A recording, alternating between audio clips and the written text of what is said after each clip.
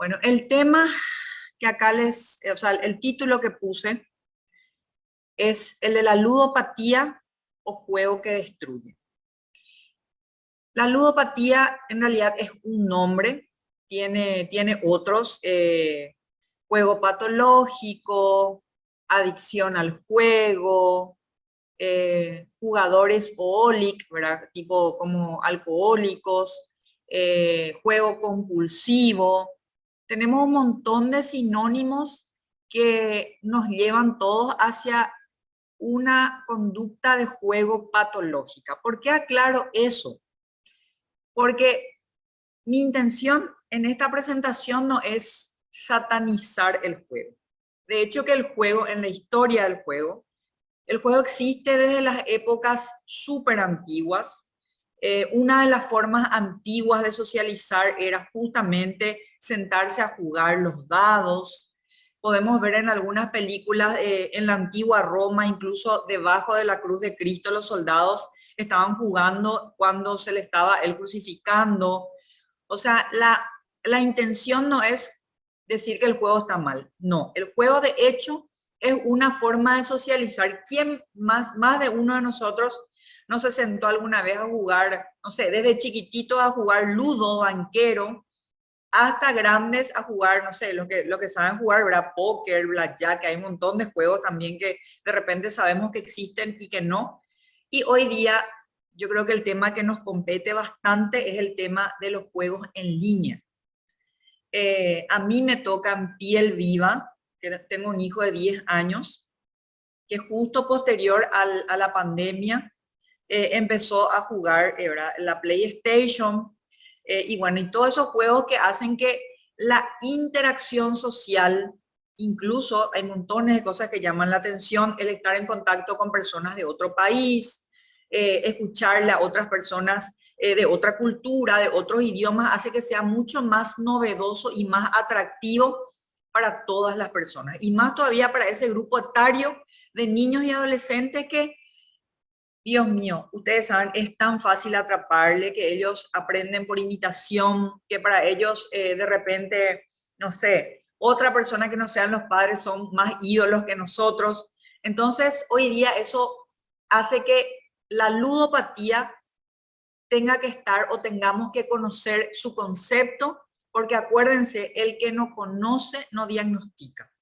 Y como padres, como profesionales, porque seguramente que aparte de profesionales de la salud han de haber otras personas, tenemos que por lo menos saber mínimamente los síntomas porque es algo que vive con nosotros el día a día. No hace lo falta ni que sea PlayStation, el celular, ¿verdad? El celular que de repente le damos para que, no sé, para que se distraigan un rato desde bebé, ¿verdad?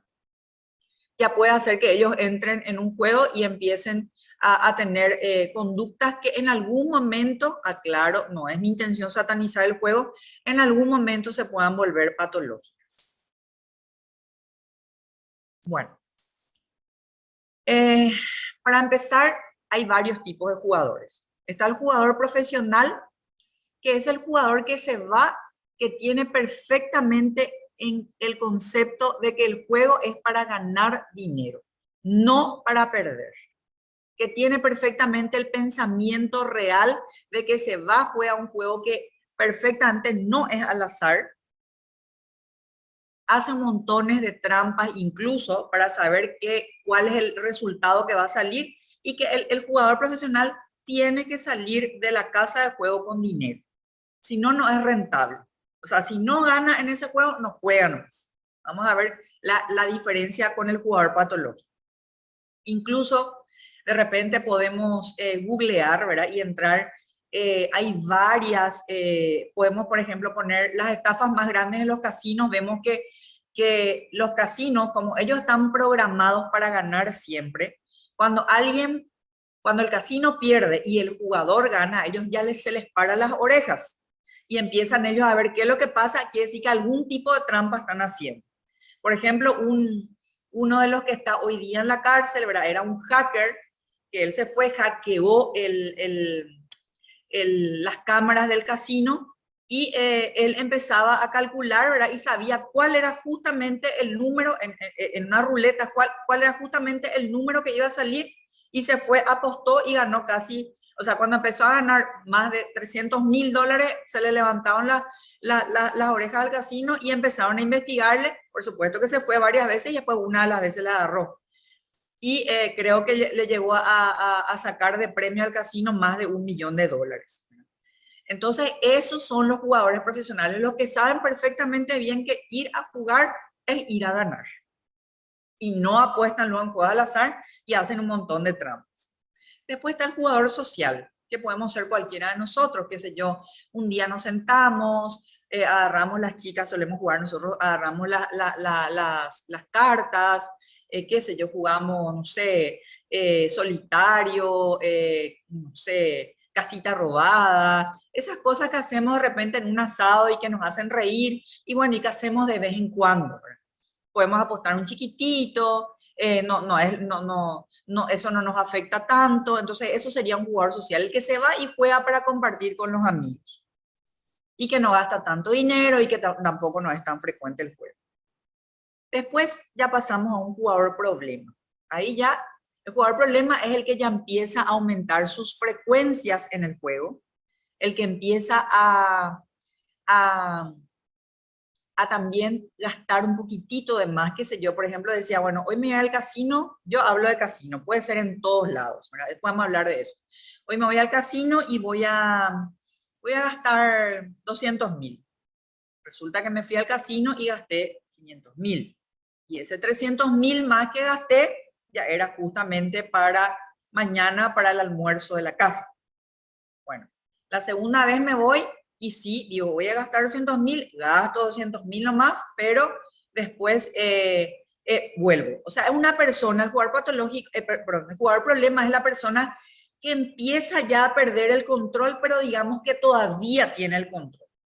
O sea, de repente se le va, pero vuelve otra vez, ¿verdad? Ese sería como un pie o un paso antes de llegar a ser un ludópata o jugador patológico. Que sí ya es el jugador bien enfermo, que vamos a ver las características, que es el que ya lo único que le importa es jugar y juega por jugar y no juega por ganar. ¿Eh? Esa es la diferencia. Entonces tenemos varios tipos de jugadores. El profesional, que es el que les dije que juega solo si va a ganar. Incluso ahí están los hackers, los estafadores, ¿verdad? El jugador social, que cualquiera de nosotros podemos ser. El problema, que es el que ya está ahí en una antesala a ser jugador patológico, pero que todavía tiene el control. Y el jugador patológico o ludópata.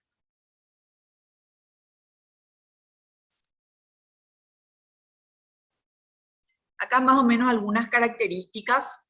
Eh, Por ejemplo, el modo de juego en el ludópata juega solo. ¿Ven? Acá juega solo. El social, como les dije, acompañado, y el profesional también juega acompañado. La duración, esto es muy importante. El profesional es limitado. Bueno, se va, dice, voy a jugar tanto tiempo y salgo, gano lo que quiero ganar y me voy. Lo mismo el social, el ludópata no. El ludópata puede pasar, hay personas, ¿verdad? Incluso hay noticias, hay documentales que personas pasan días de encima delante de una computadora. Yo voy a hablar del juego en general, no voy a hablar específicamente de nada. Voy a hablar de juegos en línea, a lo mejor hablo un poco más de la computadora porque hoy en día es lo que está más de moda. Puede pasar días delante de la computadora, come ahí, ahora se va al baño porque se tiene que ir nomás al baño, a veces ni siquiera va, a veces ni siquiera toma agua. Por eso que la duración del juego puede ser ilimitada. Las horas pasan como minutos, los días pasan como horas para este tipo de personas. La motivación, jugador profesional, lo que les dije, es un modo de vida. O sea, ellos se van y juegan para ganar, para comprarse algo. Jugador social es emoción, ganancias, pasar un tiempo con la familia, con los amigos. El ludópata, en un momento, en algún momento, al comienzo, supuestamente se va para ganar. Pero después, con el tiempo, supuestamente se va para recuperar las pérdidas. O sea, en la primera etapa, el ludópata generalmente gana. Entonces, bueno, me voy a ir otra vez para ganar. Se va, pero después ya empieza a perder y después se va para recuperar lo perdido. Control sobre las apuestas, evidentemente no. El ludópata, el social sí, el profesional sí. Las pérdidas en el profesional y en el jugador social son previstas. Por ejemplo, bueno, yo me voy a ir con 1.000.000 de guaraníes y voy a perder 300.000, pero eso es lo que máximo que voy a perder. Y el resto tengo que ganar. O sea, 300.000 es más, si pierdo más de 300.000 ya me retiro. El ludópata no. El ludópata puede irse con 1.000.000 de guaraníes y perder 2.000.000 de guaraníes. O, por ejemplo, pasan casos de que ganan, ya visto, ahora ganan 100 millones y gastan los 100 millones a los 20 minutos. O sea, ellos no tienen control sobre las apuestas, ni pérdidas. Fin del juego es cuando pierde todo el dinero. Incluso les comento ahora que hay todo un montaje, una claque dentro alrededor del jugador. Fuera de los casinos, ustedes no se imaginan la cantidad de usureros que hay. Usureros que le sacan la casa, ya incluso haciendo todo, haciéndole firmar pagarés, haciéndole firmar escrituras incluso. Hay montones de, bueno, ya dije, ¿verdad? Prestamistas. O sea, es toda una organización alrededor del ludópata o de la persona que tiene problemas con el juego para poder sacarle provecho. Por eso que el fin del juego, perdón, es cuando pierde todo el dinero. El social es predeterminado, depende de si se halla, de repente si no se halla, pero como dijimos, esto es algo que pasa muy de vez en cuando. Y lo mismo el profesional. El tipo de juego generalmente el ludópata es al azar, ¿verdad? ¿Qué sé yo? Blackjack, lotería, bingo. Normalmente es lo que vemos el día a día, la quinela, juegos de tragamonedas, todas esas cosas que dependen mucho del azar. El jugador social, azar o no azar, le da igual, y el profesional, no azar. El premio, el ludópata quiere que sea inmediato, el jugador social inmediato aplazado y el jugador profesional medio aplazado. O sea, ven las características bien importantes entre un profesional, un social y un ludópata. Bueno, ahora entramos, ya vimos cuáles son los tipos de jugadores, ahora vamos a entrar bien en el ludópata. ¿Desde cuándo se empezó a hablar de adicción al juego? Más o menos desde 1980 empieza la incorporación en el DSM-3, que es el DSM, es uno de los manuales diagnósticos que tenemos en la psiquiatría, que es como nuestra Biblia de los psiquiatras. Empiezan ya a hablar de adicción al juego o ludopatía, que en principio se ubicó en el manual diagnóstico dentro del trastorno del control de los impulsos, pero desde el 2016 que sale el DSM-5, ya entra dentro de trastornos de la adicción sin sustancia. Vemos, ¿verdad? Para entrar un poquito en ese tema, hay adicciones a sustancias y sin sustancias, y la ludopatía está dentro de las adicciones sin sustancia. Entonces entra dentro de los trastornos relacionados, trastornos adictivos relacionados a sustancias. O sea, ya está dentro de la adicción. Es una enfermedad adictiva en la que el sujeto es empujado por un abrumador e incontrolable impulso de jugar. O sea, no puede controlar. Vamos a ir viendo eso después. De dinero, de cosas relacionadas. De dinero, le ve a un amigo con el cual jugaba, ve una moneda, ve luces, que todos esos estímulos hacen que la persona se recuerde el juego y ya le vengan las ganas incontrolables de jugar. O pasa cerquita del casino o cerquita de la casa donde jugaba y ya tenga ganas de jugar. Bueno, ese es el concepto. ¿Por qué? Famosa la pregunta, ¿por qué es ludópata? ¿Por qué? Generalmente hay siempre dos factores que se suman, la genética y lo ambiental. Evidentemente hay una genética, ¿verdad? Por eso se ve que hay un porcentaje de frecuencia, o sea, hay un 20% más de que haya un ludópata cuando uno de los familiares de primer grado tiene ludopatía, 14% cuando hay familiares de segundo grado, en comparación con la población general, que aproximadamente es un 3,9%. Por ejemplo, yo tengo un papá que tenía ludopatía, tengo un 20% de heredabilidad de tener los genes, era multigenética, de la ludopatía, y justo me voy y me junto con amigos que también juegan, entonces ahí se suma el factor ambiental con lo genético, hace que ya sea casi seguro de que yo llegue a la ludopatía. No, bueno, no tan casi seguro, pero hay un riesgo más aumentado de que llegue a la ludopatía. Solo la genética, no es que va a hacer que yo sí o sí sea ludópata, pero la genética con lo ambiental es como, no sé, que vos eh, le tires fósforo a la nafta. Ahí ya se enciende. O sea, hay una genética que se tiene que unir a lo ambiental y ahí se desarrolla la enfermedad. ¿En quiénes se presenta? Se presenta, la prevalencia es de aproximadamente, como dijimos, 0,5 a 3% de la población, más en varones que en mujeres. Cada vez comienza a edades más jóvenes, es lo que les dije hoy día. Y yo creo que después de esta pandemia, la verdad que no revisé los últimos artículos, pero yo creo que después de esta pandemia no va a ser 3 veces más en jóvenes. Va a ser, esto fue lo último que revisé, pero va a ser 5 veces más en jóvenes. ¿Por qué? Porque después en la pandemia los niños se acercaron más a la computadora, más al celular. Entonces eso hace que después de terminar las clases virtuales empiecen a jugar, empiecen a entrar en, qué sé yo, ya saben ustedes, yo no sé, ¿verdad? Pero ya se escuchó ya, ¿verdad? Fortnite, no sé qué, otros juegos de repente que incluso ya generaron muchos problemas a nivel mundial. Eh, de hecho que visto, o sea, uno de los juegos que juegan es, ese no me acuerdo el nombre, ¿verdad? Que es que se van y que son unos ladrones y que cuanto más roban bancos, más le roban a las ancianitas, más asaltan lugares, tienen más puntos y son los más ídolos. ¿Verdad? O sea, eso es lo que promueve hoy día los juegos. Bueno, entonces yo creo que esto hoy día está más alto, ahora 5 veces aproximadamente. Voy a ver la próxima vez unos artículos un poco más recientes, pero cada vez a edades más jóvenes. Se ven más en casados, pero yo creo que es por una cuestión más bien que los casados consultan más porque son llevados más por las parejas en todas las clases sociales.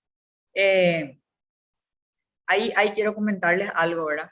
Desde quinela, que se juega no sé si se juega 1000 y no sé si se juega, pero que se juega un 5000, telebingo, no quiero dar nombre, ¿verdad? Bueno, pero los teles, es CNT, lo que sea, ¿verdad? O sea, desde eso nomás hasta casinos o hasta, les cuento que hay casas donde se reúnen las personas más adineradas y ellos eliminan el tema del límite que tienen los casinos. Les explico esto. Por ejemplo, uno se va a un casino y el casino tiene un monto de apuesta mínimo y máximo. Por ejemplo, mínimo 50.000, máximo 500.000. Doy nomás un ejemplo. En esas casas donde se reúnen los millonarios no hay límite. O sea, el límite es infinito. Entonces eso, por supuesto, da o genera muchísimo más liberación de dopamina y muchísimo más placer a nivel de la actividad del juego. Porque cuanto más alto el premio, más placer genera, más adictivo es. Entonces se da en todas las clases sociales. Así como los grandes políticos se reúnen en una casa a jugar, clandestina, porque no es un casino, también los menos, la clase social más baja también puede gastar toda su plata en la quinela o los vinos. Bueno, entonces la prevalencia se ve más en varones, cada vez a edad más jóvenes y en todas las clases sociales. Esto no quiero entrar mucho porque es medio aburrido, ¿verdad? Las hipótesis, están implicados todos los neurotransmisores del cerebro, el neurotransmisor de la felicidad, que es la serotonina, el neurotransmisor del placer, que es la dopamina, y así otras otros neurotransmisores. Bueno, ¿cómo se diagnostica el juego? Según el DSM, dice que tiene que haber un comportamiento de juego problemático, persistente y recurrente, o sea, algo que persiste en el tiempo y que se repite varias veces, como le indican por lo menos 4 o más de los siguientes ítems en un periodo de 1 año. O sea, para diagnosticarle a un ludópata, tienen que pasar mínimo 1 año. O sea, una persona que está jugando, no sé, 2, 3 meses, aunque ya veamos, o 5 meses, aunque ya veamos que ya va por ese camino, todavía digamos que no le podemos diagnosticar. Y tiene que tener mínimo 4 de los síntomas que vamos a citar ahora. Necesidad de jugar cantidades crecientes de dinero para conseguir el grado de excitación deseado. Es como la droga. Primero fumo un porrito de marihuana, después ya fumo 2, después ya fumo 3, porque uno nomás ya no me genera ese placer que antes me daba. Inquietud o irritabilidad cuando intente interrumpir o detener el juego, que es como el síndrome de abstinencia, o sea, la persona deja de tomar alcohol y ya empieza a temblar, empieza a sentirse irritable, nervioso. Fracaso repetido de los esfuerzos para controlar, interrumpir o detener el juego. Ya empieza a darse cuenta de que le hacen mal, igual nomás sigue jugando. Preocupación por el juego, preocupación por revivir experiencias pasadas del juego, compensar ventajas entre competidores, planificar la próxima aventura, o pensar formas de conseguir dinero con el que jugar. Por ejemplo, ellos, típico de los jugadores, ellos se sientan a jugar, bojo, por ejemplo, ¿verdad? El bojo también es algo que juegan mucho y bueno, terminan el juego y empiezan después a hablar. Hey, fulano, si fulano hubiera echado esa carta y me engano lo que un estúpido que no tiró la carta. O sea, termina el juego, pero ellos continúan conversando horas y horas hablando de eso. Luego del juego, sentimientos de angustia, culpa, impotencia, ansiedad, depresión. Esto en el ludópata. ¿Por qué? Porque perdió plata, perdió tiempo, perdió la primera comunión de la hija, perdió el cumpleaños de la hija, el acontecimiento del colegio, etc. Luego de perder el dinero, en el juego se retorna al día siguiente para recuperar lo perdido. Ese es el pensamiento irracional del ludópata. Me voy a ir, ya que perdí, ya hace mucho que ya estoy perdiendo, tengo que ganar sí o sí. Esos son los pensamientos distorsionados o sesgados del ludópata. Eso ellos, o pensamientos mágicos. Mentiras para ocultar el grado de implicación en el juego. ¿Verdad? No, yo no estaba en el casino, yo no estaba jugando, yo estaba en la casa de fulano, etc. Se han arriesgado o perdido relaciones interpersonales significativas de trabajo y oportunidades educativas o profesionales debido al juego. O sea, lo que dije, ¿verdad? Empieza a faltar a reuniones familiares importantes, empieza a faltar al trabajo, a la facultad. Se confía en que los demás proporcionen el dinero que alivie la desesperada situación financiera causada por el juego. De hecho, que el jugador o el adicto cree luego que el otro está obligado a ayudarle a salir del problema. Pero no, ¿verdad? Pero él cree pues, en su egocentrismo adictivo, ¿verdad? Cree que el otro le tiene que ayudar a salir de eso. Quiero nomás agregar algo acá.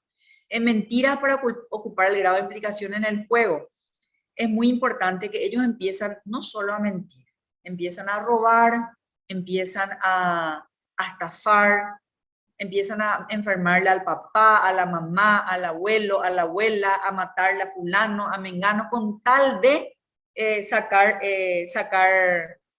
plata a las personas. Bueno, eso eran, dijimos, ¿verdad?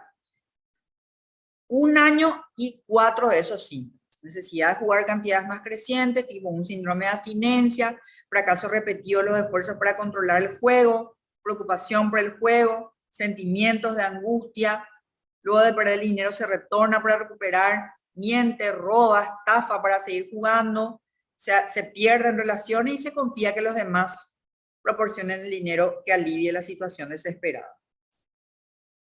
Puede ser episódico, o sea, a veces nomás, y después vuelve otra vez en varios meses, o puede ser crónico. Si, por ejemplo, está en tratamiento, se dice remisión temprana cuando es antes de los 12 meses, o remisión tardía cuando es después de los 12 meses.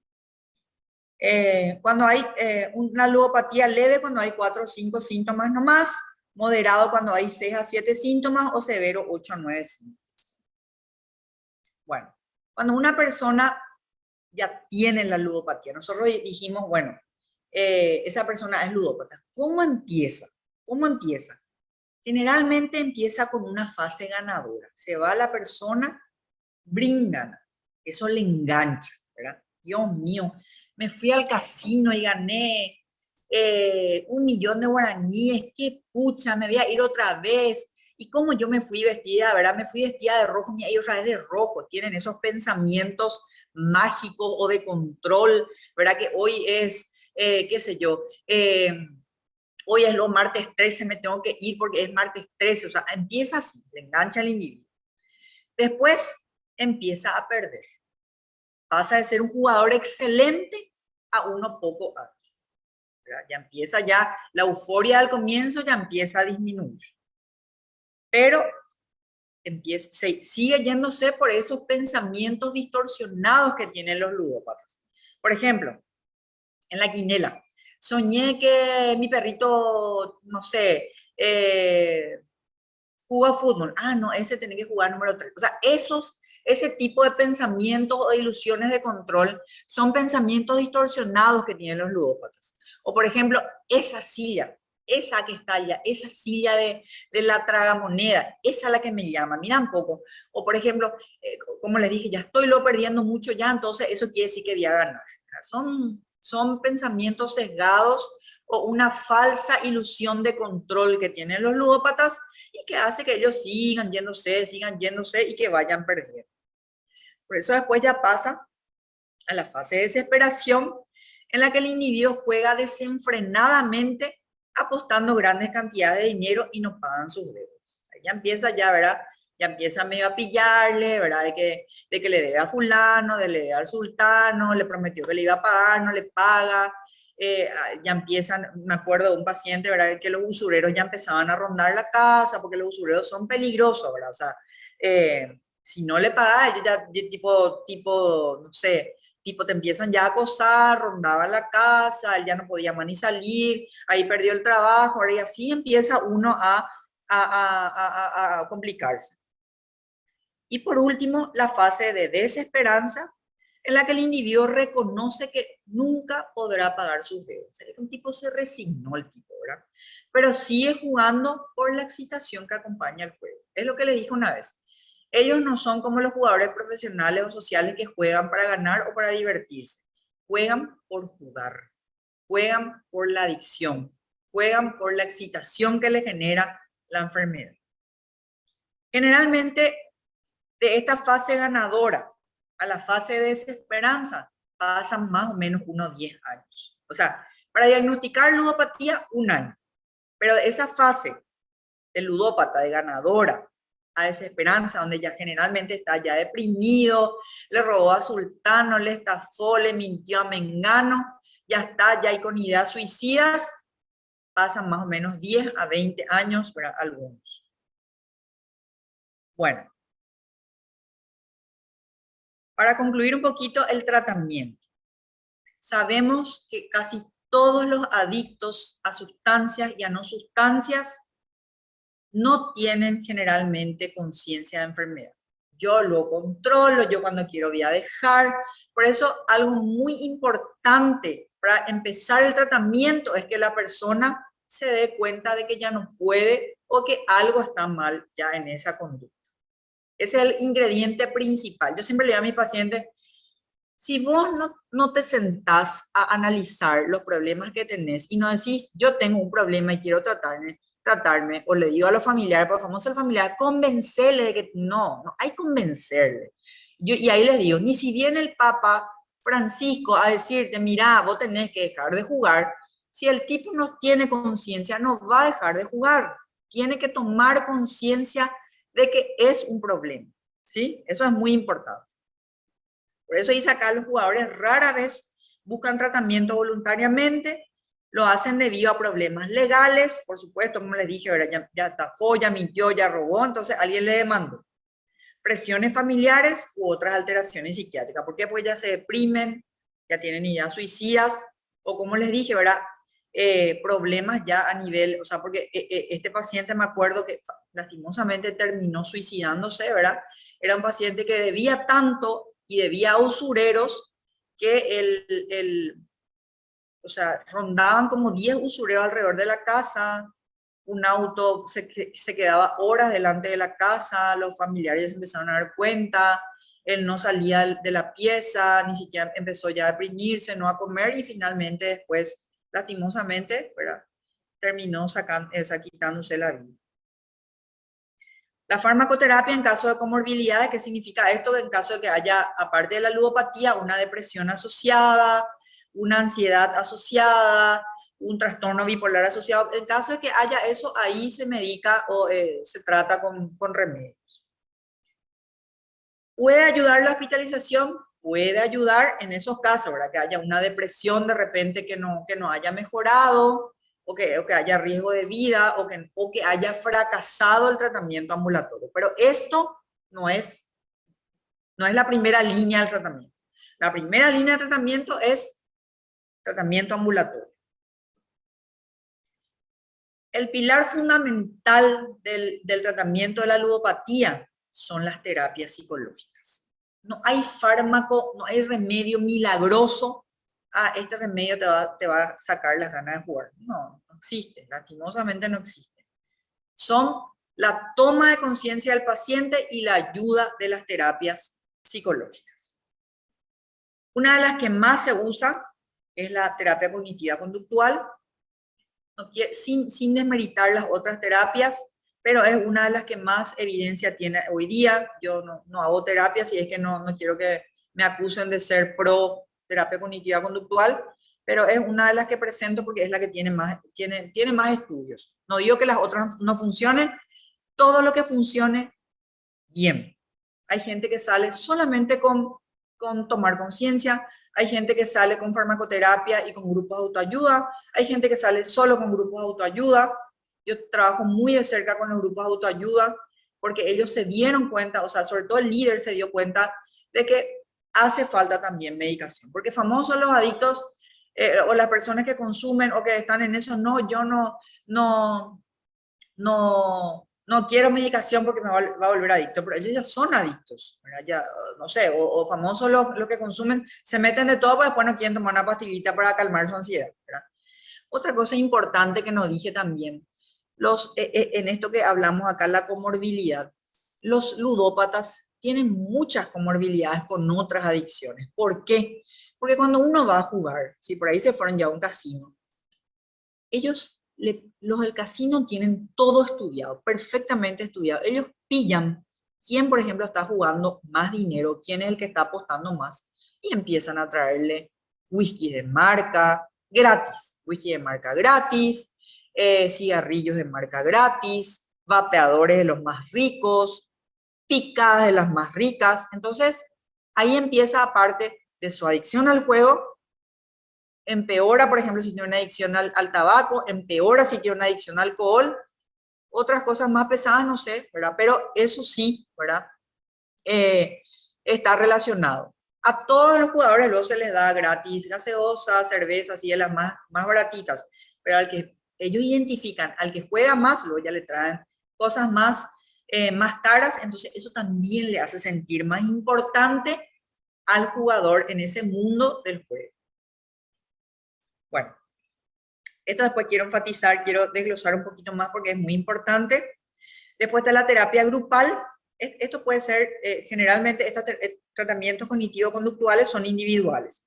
Las terapias grupales, jugadores anónimos, y están el grupo de autoayuda de jugadores anónimos, ¿verdad? Que generalmente llevan el nombre anónimo. JA, que es en Paraguay, ¿verdad? Jugadores anónimos, y JA Anom, que son los familiares, ¿verdad? Que funcionan súper bien en nuestro país. Bueno, y después están los tratamientos legales, ¿verdad? Donde de repente sería como una orden de internación de un adicto, ¿verdad? En este caso, en otros países, en nuestro país no hay, ¿verdad? Las personas se inscriben a un registro de excluidos de acceso al juego en salones de juego. O sea, vos Por ejemplo, vos decís, bueno, yo probé ya muchas veces, no puedo controlarme, siempre caigo. Entonces, ya que yo no puedo y que mi familia, ya mi esposa, mi hijo están a punto de dejarme, bueno, yo me voy y me inscribo. Y en otros países funciona muy bien, cuando ellos detectan la identidad, no le dejan entrar a los casinos. Bueno, acá hay un resumencito de los tratamientos principales del juego. Voy a darle una pinceladita de los más importantes. Están los tratamientos conductuales. Estos, como les dije, casi todos se hacen en forma individual y en forma ambulatoria. El conductual, es uno de los mecanismos es la desensibilización imaginada. ¿En qué se basa esto? En que ellos tienen una teoría que dice que hay como que el cerebro tiene como un mecanismo tipo de dominó. Una cosa se presenta y el resto ya se presenta consecutivamente y medio en forma automática. Por ejemplo, voy a dar un ejemplo. Yo me voy y paso frente al casino, o me voy y le encuentro a mi socio con el que yo juego, y eso ya hace que se liberen miles de hormonas a nivel, o miles de neurotransmisores que hacen que yo ya, es como el alcohólico que ve el alcohol, ya quiero demasiado, ya me quiero ir. Pasa eso, empieza ya la excitación, la euforia, y termino finalmente jugando. O sea, eso sería como un dominó. Uno va a empujar y ya pasa todo eso. Entonces, ¿qué pasa ahí? Uno a la persona le hace imaginar, que le dice, ¿qué es generalmente lo que a vos te hace jugar? Y te dice, bueno, la plata, yo veo plata y quiero jugar. Bueno, entonces, imagínate la plata. Ahí empieza a imaginarse la plata y empieza ya todos los cambios corporales que serían parecidos a lo que, por ejemplo, en la vida real, si tiene plata y se va a ir a jugar. Y entonces cuando empiezan esos mecanismos, la persona empieza, le dice, bueno, tranquilízate, empezar las técnicas de relajación, calma tu ansiedad, y así sucesivamente uno va en las diferentes sesiones, va tranquilizándose y va controlando más un poco esa ansiedad, hasta que la ansiedad de 10 que tenía la primera vez, que tenía muchísimas ganas de jugar, va bajando a 3, 2. Eso en un tratamiento exitoso. No es así tan fácil, pero más o menos ese es el protocolo que se sigue en la desensibilización imaginada. Siendo un poquitito más agresivos, pasamos al control de estímulos. Exposición en vivo con prevención de respuesta. ¿Qué significa eso? Acá les voy a mostrar.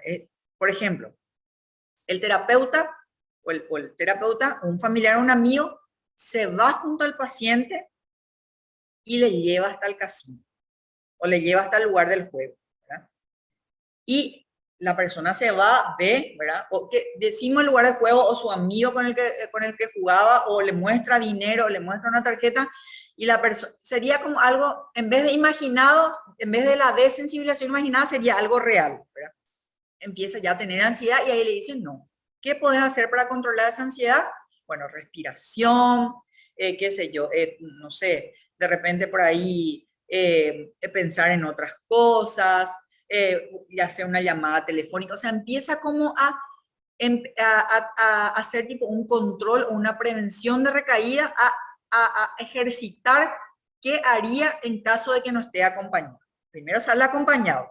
Después vamos a suponer que empieza a controlar cada vez más, y acá dice, la primera semana el coterapeuta se va hasta una máquina de juego y le muestra. La segunda semana acude hasta el lugar del juego, pero permanece afuera. Vamos a suponer que el paciente controla un poco más. En la tercera semana, el coterapeuta permanece en casa y el paciente se va hasta el lugar del juego. Y así sucesivamente hasta que el paciente vaya adquiriendo más tolerancia y más control sobre el juego.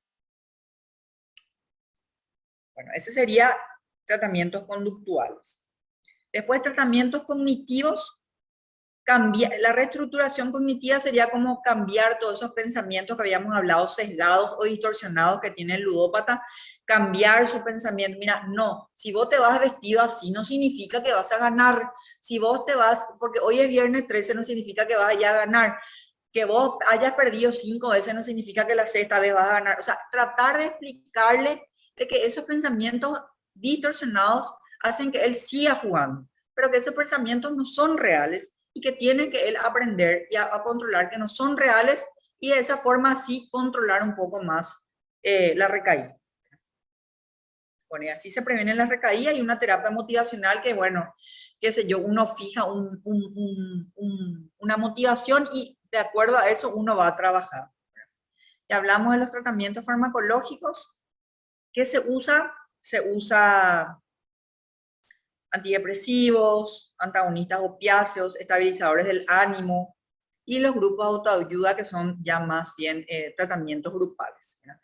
Estos serían más bien tratamientos individuales. Estos tratamientos que están acá se pueden hacer buscando dos cosas. Buscando la abstinencia total. ¿Qué significa eso? Que el tipo no juegue nada, que no gaste ni un peso en el juego. Tipo así, bueno, vos dejás de tomar alcohol porque dejás de tomar. Nada. Contacto cero con la sustancia o con el objeto adictivo. Esa es la abstinencia total. Todo esto hacemos, tratamiento conductual, cognitivo, farmacológico, todo para que la persona tenga abstinencia total. Pero a veces, y la mayoría de las veces, no se logra eso. Porque el paciente no puede dejar de jugar, porque probó y recae muchas veces, porque no tiene luego motivación de dejar de jugar. Entonces, la otra opción de hacer todo eso, todo esto, es el juego controlado. ¿Qué significa eso? Sería como una reducción de daño del tratamiento adictivo. Sería, parece así, a lo mejor les sorprende, pero existe. Es como elegir el mal menor. Prefiero que juegue controladamente antes que juegue descontroladamente y perdamos todo lo que tenemos. Entonces, ¿qué se hace? Se ponen límites. Bueno, vas a jugar, voy a solo un enfermo, entonces vas a jugar, pero vas a jugar tales días, eso es para cada paciente. Se prueba, vas a jugar tales días, vas a jugar tanta cantidad de dinero, vas a jugar tal juego nomás, porque con tal juego vos perdés más el control, y así se va protocolizando ese juego controlado. Que también a veces funciona, a veces no, ¿verdad? Pero ¿en quiénes se usa el juego controlado? Se usa generalmente en pacientes que probaron dejar de jugar totalmente y no funcionó, en pacientes jóvenes o por ahí en jugadores que no son todavía tan, en jugadores, dijimos ahora, jugadores problemáticos donde todavía tienen un poco de control y todavía no llegaron a ser ludópatas. Para que vean que la vida no es blanco y negro muchas veces. Hay tonos grises y sobre todo con la adicción, yo creo que hoy día van a ser los tratamientos un poco más modernos, porque muchas veces es el promedio que el paciente no puede tener una abstinencia total. Y eso es lo que nosotros tenemos en la cabeza y tenemos que cambiarnos esa mentalidad. Porque lastimosamente hay mucha sobrecarga, hay mucho en la sociedad de este tipo de cosas que tenemos que abrir un poco más la mente y conformarnos muchas veces con que juegue controladamente. Porque a veces luego vienen los familiares, no, que pucha, luego igual sigue jugando, pero bueno, mira la situación anterior donde perdía, no sé, 100 millones y mira esta situación de ahora donde por lo menos se va y gasta 1 millón. O sea, ¿qué es mejor o qué es, en este caso, menos peor? No mejor y, peor. ¿Qué es menos peor? ¿Verdad? Entonces, hay que ir flexibilizándose y hoy día el tratamiento para las adicciones incluyen esto, el juego controlado o la reducción de daño que sería esto. Bueno, esto ya les había explicado. Como les dije, los tratamientos farmacológicos, no hay ningún fármaco específico para eso. Los grupos de autoayuda yo ya les había dado. Si quieren de repente el número también les puedo pasar, el número del líder de los grupos de autoayuda. Y bueno, y esto sería más o menos un resumen del tratamiento. Para resumir, ¿verdad? El tratamiento se puede hacer en forma ambulatoria u hospitalizada. La regla es que se haga generalmente de forma ambulatoria. Se usan terapias, sobre todo las psicológicas, las terapias conductuales, que acá ya citamos, ¿verdad? Conductuales, cognitivas. Esto se puede hacer para lograr una abstinencia total o un juego controlado, que sería como una intensidad un poco más más baja de la abstinencia total. Y los grupos de autoayuda y los tratamientos farmacológicos que serían un complemento.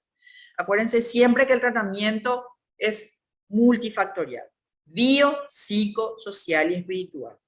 Biológico sería el fármaco, en este caso no siempre se da. Psicológico sería lo más pesado en este caso en la ludopatía. Social, acuérdense que sería como los grupos de autoayuda, el JA-ANOM, que es la familia, porque la familia muchas veces también, o sea, muchas veces, o para no decir casi la totalidad de las veces se enferma detrás del jugador. Muchas veces dice, prefiero darle para que se vaya a jugar porque dice que si no le doy se va a suicidar. Esa es la codependencia o la coadicción que se trata en los grupos de familia, en las terapias sistémicas o en los jugadores, en los grupos de jugadores anónimos de los familiares. Entonces es biopsicosocial y espiritual. Espiritual, sea lo que sea, ¿verdad? Yo no enfatizo ninguna religión. Creer en un ser superior que puede con todo es muy importante. Y no digo esto por fanática que soy de una religión, sino que científicamente y hay evidencias de que la espiritualidad sana muchísimas cosas. Y con esto me despido.